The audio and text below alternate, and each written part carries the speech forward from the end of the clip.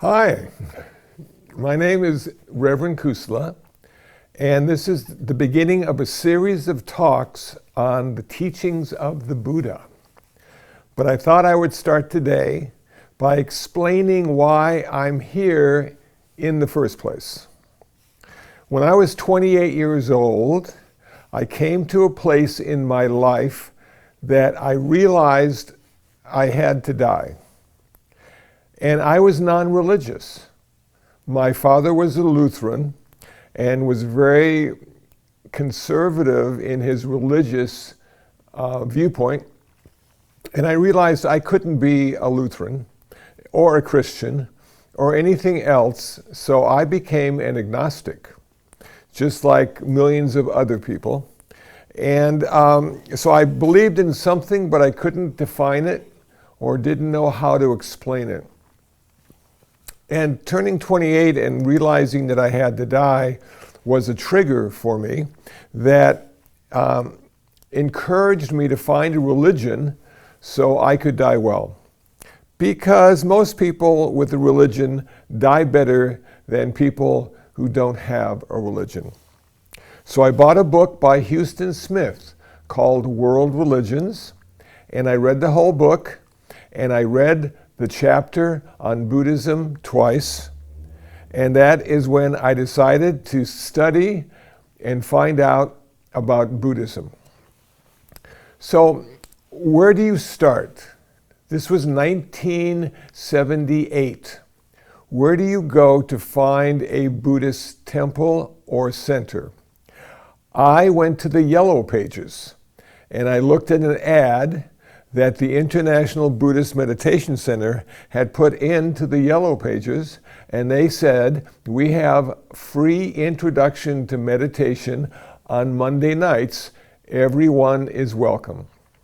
So a couple Monday nights later, I found my way to the International Buddhist Meditation Center, which is in Koreatown, Los Angeles, and met some people who had been meditating for a while, but also met some people, this was their first time. We had a brief introduction of how to meditate. And what they said was, watch your breath, count your breath, feel the sensation of breath. Count from 1 to 10, 10 to 1.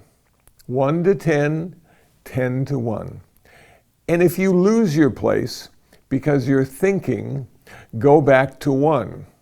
So my first night of meditation, you could say I was practicing going back to 1, because I couldn't go from 1 to 10 without thinking about something. A lot of the stuff I thought about was the physical discomfort of sitting on the floor, not having heat, and it was a rainy, cold night outside. And I'm thinking to myself, why would anybody want to do this meditation thing? I don't see any benefit from it. But I stayed and I didn't leave, and then the teacher, Shinzen Young, who was a man who was going to UCLA to study Japanese, and he went to Japan to advance his studies in Japanese, and he met some Shingon monks, and he became ordained as a Shingon monk in Japan. So when he came back to the United States with his ordination, he ended up staying at the International Buddhist Meditation Center and eventually became the vice abbot of the center, the second in charge. So what I found was I was really lucky to find an American who was teaching me about Buddhism and meditation, and because I only speak English and that was his first language, we could communicate and dialogue. Ironically, even though we're both speaking in English, he was speaking the Dharma in ways that I couldn't understand at that point. He said, these walls around us in the Zendo are really transparent. They're not solid. And I thought to myself, as I looked at the walls in the Zendo, they sure do look solid to me. What he was trying to say, I think, was that the wall and the Zendo and the building is simply a concept. That concept really doesn't exist in any way other than in your mind. So we have form and sensation and perception and volition and consciousness, and we put those things together, and that's how we understand the world conceptually. But at that time, I was sitting on the floor with painful knees and a sore back, and had no idea that Buddhism was a very deep philosophy, religion, therapy, that Buddhism can be looked at in many different ways, but I wanted to meditate because I felt that's what Buddhists do, is they meditate. So I kept going back on the Monday night to sit through the meditation, which was very uncomfortable, but to be able to hear him speak and explain the Dharma. So he sort of got me hooked. I wasn't much of an intellectual, and still not, but it started me thinking about a variety of things I had never thought about before. So as I continued to meditate, I also started to buy books on Buddhism and read about what other people said and how other people felt and what they thought about when they were practicing Buddhism. So that was very helpful. The great thing about reading is you get to share other people's thoughts. And that's what I really enjoyed, was hearing what they had to say, because I didn't at that point have anything to say. So I continued going back, and I continued going back, and then in 1993, I moved in to the International Buddhist Meditation Center with the idea of becoming ordained as a monk. Dr. Ratnasara, one of my teachers, primary teachers, said, we're going to have an ordination ceremony in 1994, and this would be a perfect opportunity for you to take ordination and become a novice monk.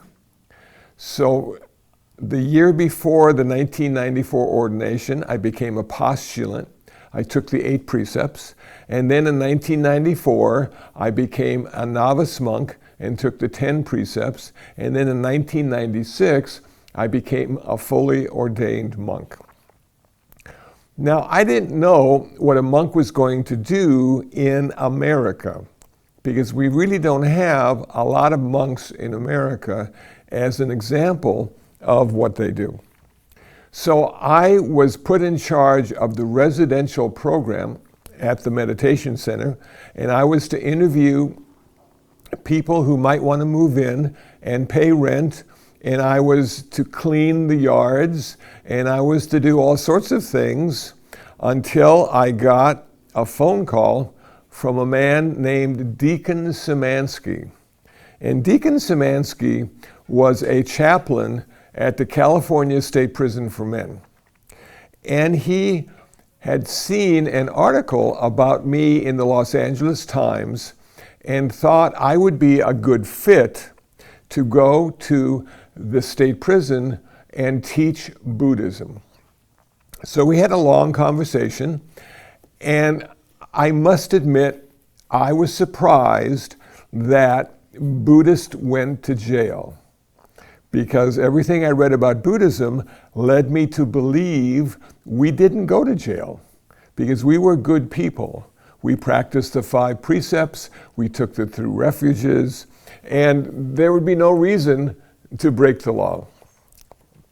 The thing I didn't factor into that was they were a Buddhist second and human first. And humans, because they struggle with greed, hatred, and delusion, oftentimes lose their way and break a few laws and end up in jail or prison or on probation.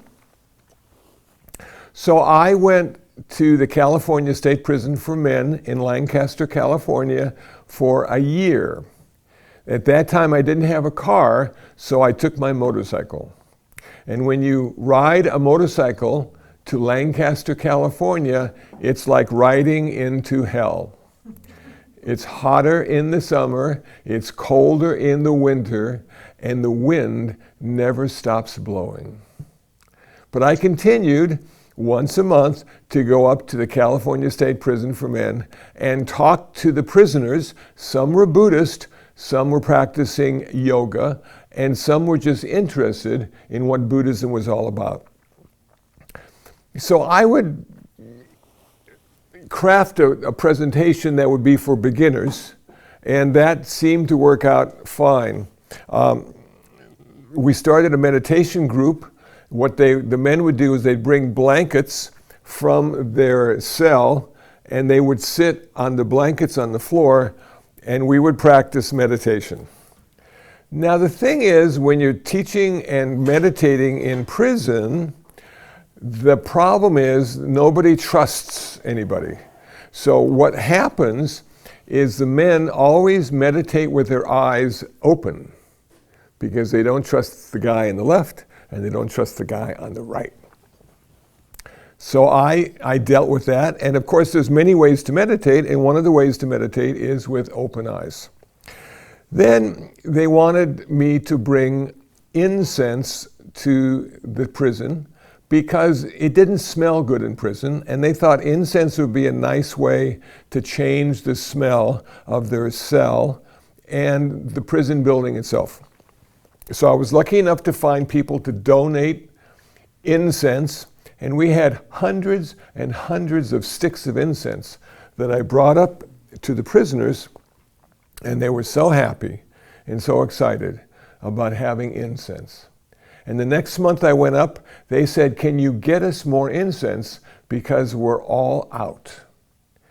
And I said, "How can you be out of incense? I brought hundreds of sticks of incense." They said, "Because we sold it and we need more now." So I was the dealer. I was bringing the supply of incense so the prisoner could sell it and make money. So I stopped bringing incense. Then they said, "Can you bring us some Dharma books?" And I said, "Sure." Now they're not allowed to have hardcover books in prison, but they can have softcover. So I brought some softcover Dharma books to prison, and they put it in the chapel library. And then the next month I went up, they were all gone. And I thought to myself, are they stealing the Dharma books? Are they selling the Dharma books? Why don't we have the Dharma books? And one of the prisoners said, because some of the other religions don't like the Buddha Dharma books next to their books, so they took them and threw them away. So I said, can one of you be a librarian? And I'll bring some more books, and you keep the books in your cell, and then you can keep track of who takes them and who brings them back. So that worked out really well. Then they said, can you bring some audio tapes? Because we'd like to listen to the Dharma and listen to Dharma teachers explain to us what the Buddha taught. And I said, sure. So I brought a lot of tapes, cassette tapes. Back in the old days, they didn't have streaming or downloads. They had cassette tapes. And what happened with that is some of the other religions took the cassette tapes and taped over them. So we ended up putting the tapes in the cell with the books, and now they were safe. And then some of the Buddhist prisoners wanted me to talk to the warden to get a vegetarian diet. They said, we'd like to have a vegetarian diet, and there are very few vegetables up here, but if you go talk to the warden, maybe we could have more vegetables and have a more vegetarian diet. And I said, no, I can't do that.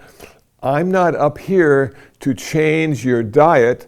I'm up here to change your mind. And they said, okay. So after a year going to the California State Prison for Men, I was able to find other volunteers to help me, and I got another phone call from Mr. Noy Russell in Central Juvenile Hall in downtown Los Angeles. And he said, would you be willing to come and give a presentation to our high-risk offenders? I think if they heard about Buddhism, it would help them be better human beings. And I said, sure. So I went to the high-risk offenders unit at Central Juvenile Hall, and I gave my first talk.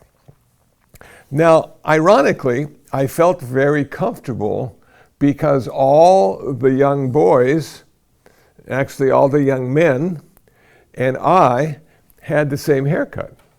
So we had that in common. And then I said, is there anybody suffering? Please raise your hand. And every hand went up. And then I said, let me tell you about the teachings of the Buddha. He only taught two things. The first thing the Buddha taught was why we suffer. The second thing the Buddha taught was how to end our suffering. So those are the two things I will share with you. And I was up there for 5 years at Central Juvenile Hall, going in once a month with other volunteers, and I would explain the Dharma. Now, in California, in school, you're not allowed to talk about God unless it's a parochial school, like a Catholic school. So it was funny to me when I went into a classroom to teach Buddhism. The teacher came up to me and she looked at me and said, you can't talk about God in my classroom. And I said, no problem. And that's how it sort of started. We were a secular, humanistic religion. We were concerned about the well-being of human beings. And that's what we talked about. So I didn't go in as a religious person as much as a person who wanted to share some important information on how to reduce and end suffering. Then the Catholic volunteer up there said, you know, we have a Catholic chapel on campus in the yard of Juvenile Hall, and if you want to use it for meditation retreats, we're more than happy to share it with you. And I said to him, well, how could we get the young people into a meditation retreat? How could we inspire them or entice them to come and meditate? And the Catholic said, get pizza. So we ordered pizza, and they all came to eat the pizza, and then I was able to talk to them about how to meditate. And I didn't want to use the basic rules of Buddhist meditation with them because it wouldn't mean much to them. So what I decided to do was change the story just a bit. So as I explained Buddhism, I said we're all here and we're all going to go out and hunt for animals. Now, if you go to hunt for an animal, there are times when you wait for the animal to come down the path. And that's when you have to sit very quietly and not say anything. So this meditation practice is a practice of waiting for something to happen. If you're a hunter, you're waiting for the animal to come down the path. If you're a Buddhist, you're waiting for enlightenment. It's all about waiting. And so that's how we started. They all became macho men going out for the hunt, and they had to sit quietly and not make any sounds. And then they said, well, how about my thoughts? How do I deal with my thoughts? And I said, well, I started by counting my breath. So count from 1 to 10, and 10 to 1, and 1 to 10, and 10 to 1, and then your thoughts will slowly slow down and almost seem to go away because the numbers you're counting are in the foreground and the loudest part of your thought process. So that's how it worked. And the third year, as a volunteer at Central Juvenile Hall, I was given an award, the Good Samaritan of the Year Award, for my work for the probation department. Now, you have to put this into context. Here's this guy who's a Buddhist monk who's going to Central Juvenile Hall, which is a big organization, to say the least, the probation department, and they recognize the effort of the Buddhist guy sharing with them the Dharma, which we didn't call it the Dharma, we call it the good news, how to reduce suffering, how to be a better person. We used all those kind of euphemisms. And so I was very proud that I was the one to be able to do that, and to be invited into a city institution was, for me, an example of doing the work of Buddhists, getting out into the community, being of service, not getting paid, doing it because it helped to reduce suffering with all the people. So after 5 years, I got a phone call from the mayor of Garden Grove. And the mayor of Garden Grove said, we're going to have a prayer breakfast, and we've heard good things about you, and we would like you to be the keynote speaker at the mayor's prayer breakfast. And I said, well, you know, I really don't pray, but I do eat breakfast. Is that okay? And he laughed and said, that's fine. So I went and gave the keynote address at the mayor's prayer breakfast. And in the audience was the chief of police for Garden Grove. And after my talk, he came up to me and said, we're trying to diversify our chaplains program and would like to invite you to be our first Buddhist chaplain in Garden Grove. And I said, well, that would be wonderful, because for the last 6 years, 5 at Juvenile Hall and 1 at California State Prison for Men, I've been working with people behind bars. Now, working with the police department as a volunteer chaplain, I can see how they got there. So we had 2 months of background checks, and they would interview all the people I mentioned and didn't mention, and they'd find out about my work record and all the other stuff. And then they said, you pass, and now you need to go down and get fitted for your chaplain's uniform. So I had a hat that said chaplain, I had a shirt that said chaplain, I had a jacket that said chaplain. And I'm thinking, you know, if the bad guy starts shooting, he may shoot the chaplain last, which will give me a chance to get away. Thankfully, that didn't happen.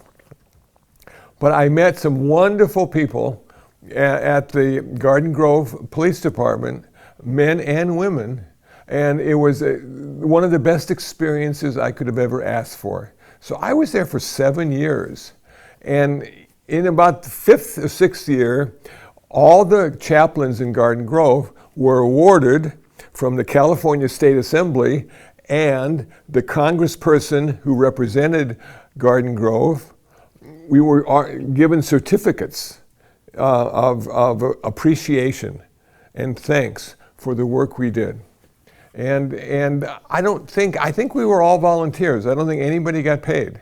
So the great thing about being ordained and being supported by a meditation center or a temple is that it gives you a little bit of leeway to go out and share your understanding and not have to get paid. It's free. And you just show up and you do the best you can, and then you'd leave. So it worked out fine. So after 7 years with the Garden Grove Police Department, during that time, I was also Buddhist chaplain at the UCLA campus and had a chance to work with the other chaplains at UCLA. And I was there for 12 years at UCLA, and eventually, not only being chaplain, Buddhist chaplain on campus, I went to the medical center and was a volunteer chaplain in the medical center and gave presentations to the other chaplains on Buddhist patient care and end-of-life issues. So we had a lot of interesting discussions about life and death at the UCLA Medical Center. And one of the things that made me a little uncomfortable, I have to admit, is when do you consider a person to be dead? Is it when the heart stops or when the brain stops? And a lot of people donate their organs when they die to other people, their eyes, their liver, their lungs, so they can have a better life. And sometimes the chaplain, after the person died, had to wait in the hallway with the dead person because now they were going to go into the operating room and extract the organs. And that was a bit odd. I didn't have to do that, but we had long discussions. And I think most people now consider death to be brain death rather than heart death. But in some cases, when the heart stops, that could be death as well. So having done that, having been part of the community service, having been a Buddhist monk, having been a guy that really didn't know much about all those things until he actually went there and did them, I felt this was advanced training. This was like the college level course of Buddhism. Not only do you learn the Dharma, but now you have to learn how to share the Dharma in a way that reduces suffering. And so once a week, once a month, I was out there in the field, sharing, explaining, leading, hoping that what I said meant something to the person listening. Even if they didn't get it all, if they got 10%, that was probably enough. Now, having said that, this is the first lesson in a series of talks that I'll be giving. And I wanted to start with why I'm a Buddhist and how I got here, but also just to talk a little bit about the Four Noble Truths. And then as the course continues and the classes continue, then we'll break down the Noble Eightfold Path. But let's talk about number one. The Buddha said, I have rediscovered the path of Buddhism. Now, I use the word rediscovered because in some forms of Buddhism, they feel that Siddhartha Gautama was the 28th Buddha. There were 27 before him. So he didn't discover it, he rediscovered the path of Buddhism that had been lost to the world. Okay? And what he said on the night he was enlightened, that's in the Japanese Buddhist tradition, it's celebrated on December 8th. And the night he was enlightened, they had the 3 watches of the night. And the first watch was, he discovered his past lives. He could look back 100,000 past lives and see when he succeeded and see when he failed and see how he could have done better or should have done better. And that gave him a real understanding of the life and death, the rebirth that we all go through as a Buddhist that allows us to eventually achieve enlightenment or nirvana. The second watch of the night, he was able to see how life and death worked. That you were born, you existed, you died, you were reborn, you existed, and you died. And he saw how that and karma worked together to form your next rebirth. So karma, for a Buddhist, is very important Because if we have karma, we will be reborn. And if we have good karma, we'll have a good rebirth. And if we have not so good karma, we may not have a good rebirth. But then we don't know the karma we had last lifetime, or 10 lifetimes ago, or 20 lifetimes ago. So it's really hard to say if you're going to have a good rebirth, but the Buddha said the idea about karma is it's something you think, say, and do. If you think good thoughts, say good words, have good deeds, you will have good karma. And it works the opposite too. If you don't have good thoughts, if you don't have good speech, if you don't have good deeds, you'll have bad karma. And that will affect this lifetime and all the lifetimes in the future. So what is good karma? Good karma is based on generosity, compassion, and wisdom. What is bad karma? Bad karma is based on greed, hatred, and delusion. So our job, it seems to me, as a Buddhist and as a meditator, is to transform our consciousness, to transform the greed into generosity, to transform the hatred and anger into loving kindness and compassion, and to transform the ignorance and delusion into wisdom. That's our job. And we've got this one lifetime now to live and practice and work on having a better next rebirth. The thing is, he also saw how nirvana ends your karma. So if you achieve nirvana in this very lifetime, you'll end your karma, you'll end your suffering, and you'll end all future rebirths. Because it's the karma that goes from one lifetime to the next. Now, having said that, it's really important to grasp that idea that you can't take anything with you into the next lifetime. You can't take your golf clubs, or your wife, or your husband, or your car, or your favorite pair of shoes. You can't take anything except your karma. That's why we need to practice and work on having good karma, and we need to protect our karma, because that is our ticket to nirvana. When we end our karma, we end all future rebirths. Now, what is nirvana? The Buddha never really said what nirvana was. So we don't really know what happens when you end your karma and you exist, not because you were born, but you exist because you achieved nirvana. So there's no birth, there's no death in nirvana. There's no beginning, there's no end, which can be looked at as forever, if you will, or just the present moment that never migrates into anything else other than the present moment. So when the Buddha became enlightened, he said, I found suffering in the world. Everything suffers, humans especially, because we have attachment, we have aversion, we have craving, we cling to the good and try to push away the bad.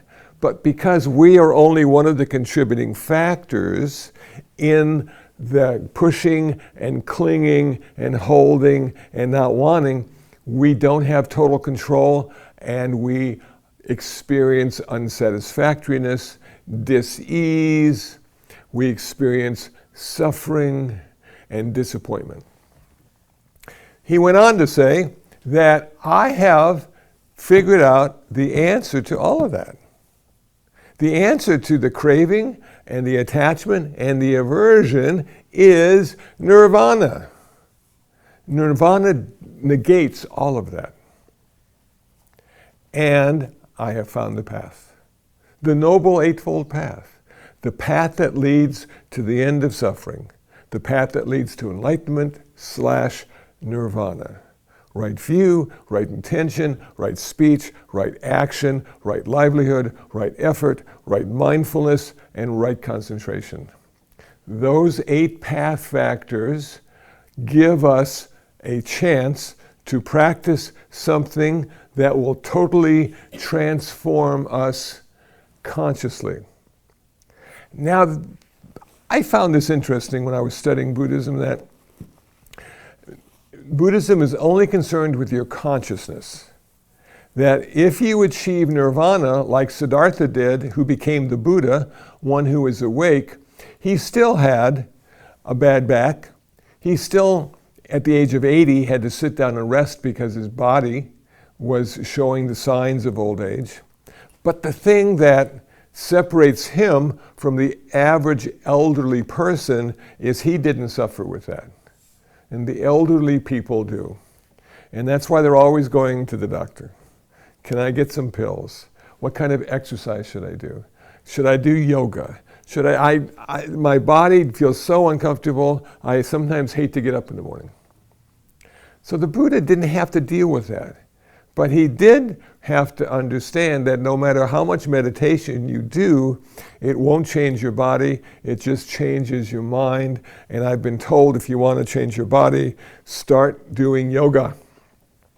Yoga will help you with the discomfort of having an old body or even a middle-aged body. So as we go into this course, we will go to the Eightfold Path, and we'll talk about each path factor and how that path factor is part of the total Buddhist experience and what you can do to practice in that, with that path factor. Okay, I think for the first time that is probably enough, and I thank everybody online who is watching this. And we will do this again next month. And there we go. Have a wonderful day.